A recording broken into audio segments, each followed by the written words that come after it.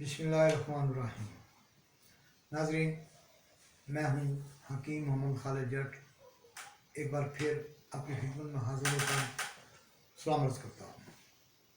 नाज़रीन, आज जिस इमराज़ का मैं आपकी खिदमत में बयान करने लगा हूँ वो है औरतों का अठरा।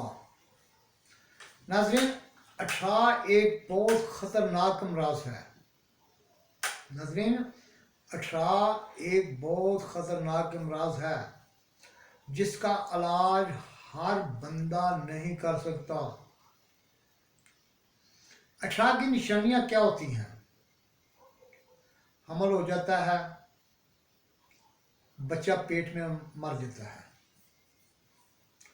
दिन पूरे होने से पहले मर जाता है, या पैदाइश से पहले मर जाता है, या हमल गिर जाता है, या फिर बच्चा जब दुनिया में आता है तो कुछ सांस लेता है और फिर मर जाता है, और या फिर कुछ वक्त गुजार कर वो बच्चा मर जाता है।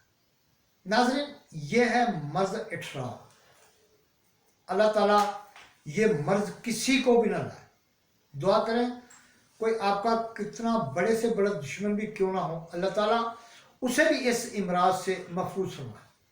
नाज़रीन, अठरा की मर्ज का इलाज बहुत मुश्किल है और बहुत ही मुश्किल है। इस इमराज का इलाज हर बंदा नहीं कर सकता। लोग इसकी दवाइयात भी लेते हैं, इसका दम धरूल भी कराते हैं, तवीज़ गंडा भी करवाते हैं, लेकिन अठरा नाम एक है। अठरा इमराज का नाम एक है, लेकिन इस इमराज में 133 इमराज पाए जाते हैं।